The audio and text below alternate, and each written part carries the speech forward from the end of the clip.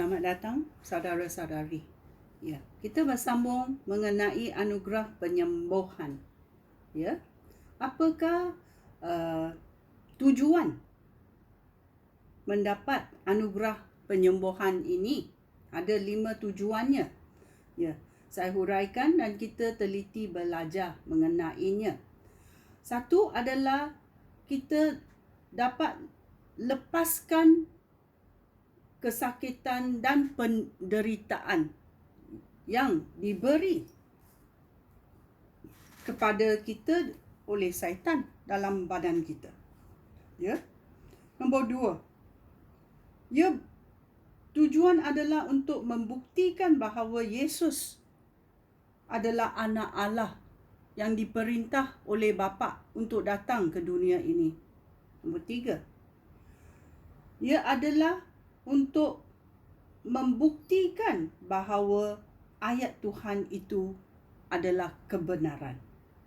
Nombor 4 adalah untuk menarik orang kepada berita baik ini, kerana apa yang dibuat oleh penyelamatan Yesus Kristus adalah untuk kebaikan manusia. Nombor 5 adalah untuk memuliakan Tuhan. Amen. Ya, mari kita masuk dalam yang pertama. Ya, kita yang sakit boleh dilepaskan daripada kesakitan, dan kita yang derita boleh dilepaskan daripada penderitaan. Ya, dalam 1 Yohanes babak 3 ayat 8. Carinya 1 Yohanes babak 3 ayat 8.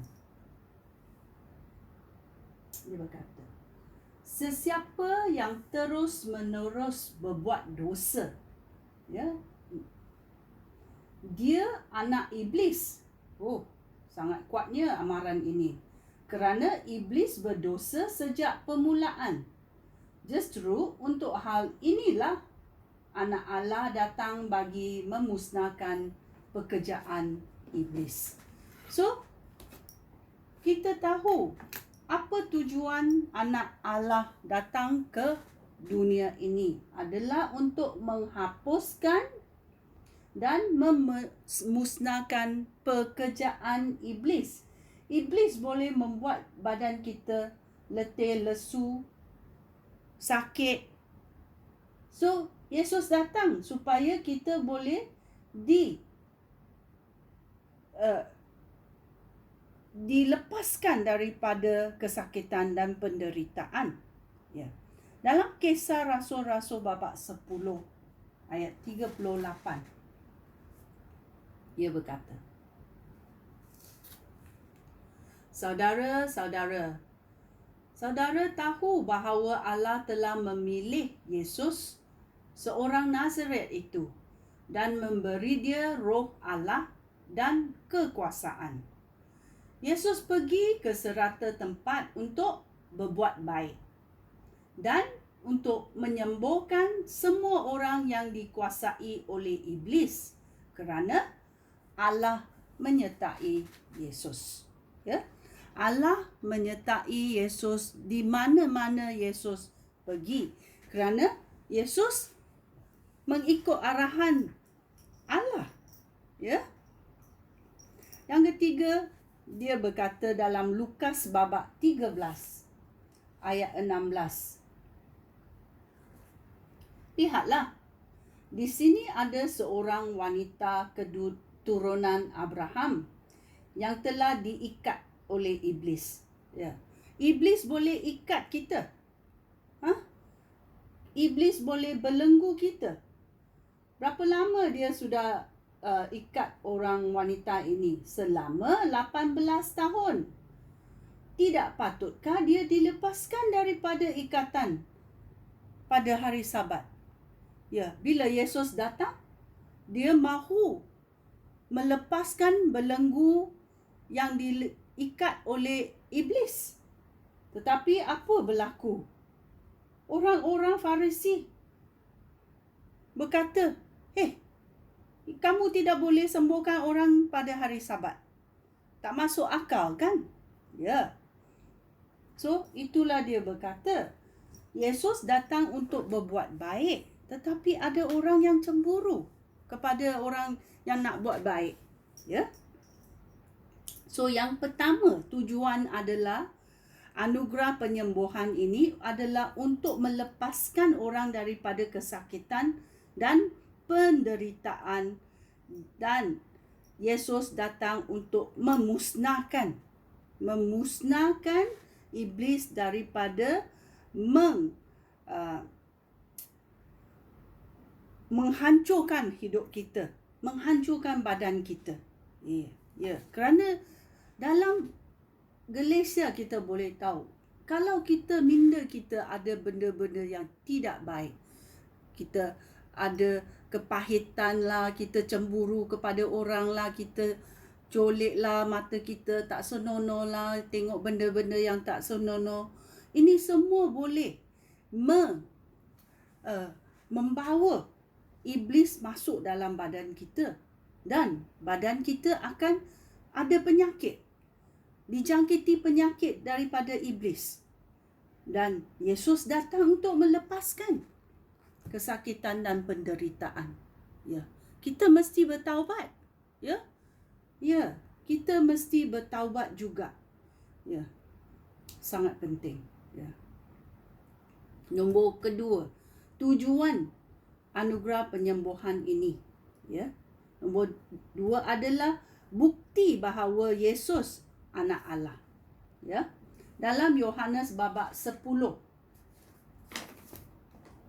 ayat 36, dia berkata, Aku ini dipilih dan diutus oleh Allah Bapa ke dunia. Dapatkah kamu katakan aku mengkufuri Allah kerana aku mengakui aku sendiri sebagai anak Allah? Jika aku tidak melakukan apa yang dikehendaki oleh Allah Bapa, janganlah percaya kepada aku. Tetapi jika aku melakukan apa yang diarahkan oleh Allah Bapa, percayalah kepada apa yang aku lakukan itu. Meskipun kamu tidak percaya kepada aku. Ya, dengan demikian kamu tahu dan mengerti bahawa Bapa bersatu dengan aku dan aku bersatu dengan Bapa. Ya. Bila kamu berbuat baik daripada arahan Allah Bapa kamu, adakah kamu menurut perintahnya? Kalau kamu menurut perintahnya, dia berkata, ya,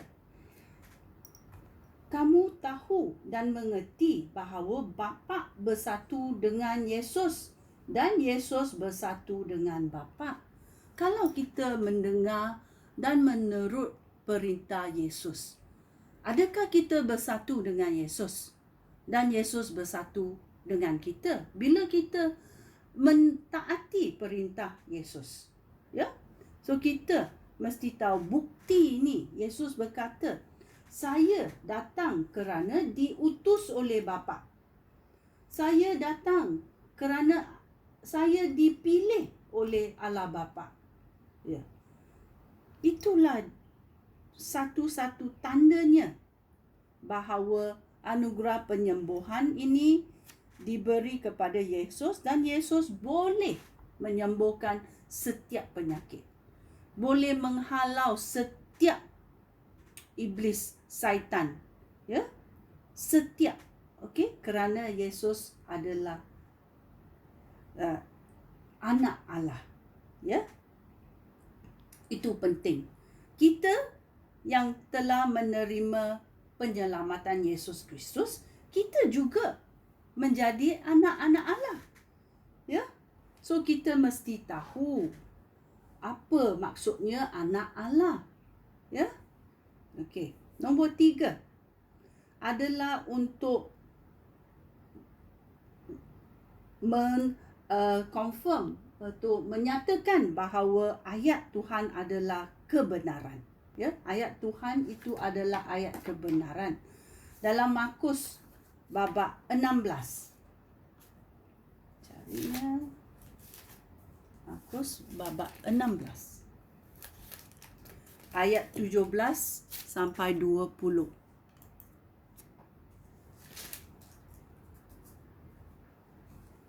Kepada mereka yang percaya akan diberikan tanda-tanda ini.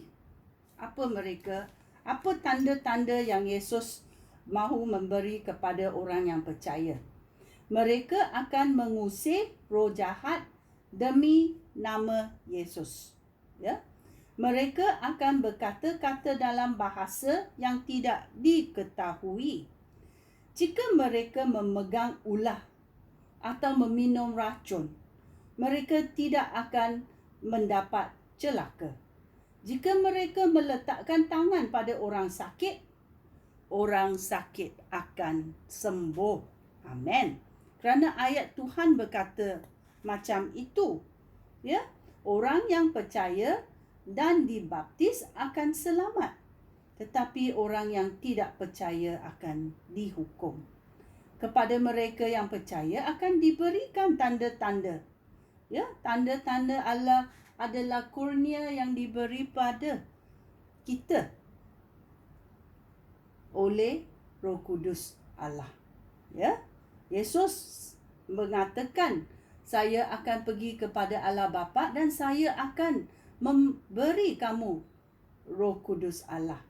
Ya, dan Roh Kudus Allah boleh mengusir roh jahat demi nama Yesus. Ya, sungguh baiknya ayat Tuhan. Ya, sungguh baiknya ayat Tuhan. Amen. Ya, dalam Kisah Rasul-Rasul babak 4. Kisah Rasul-Rasul babak 4.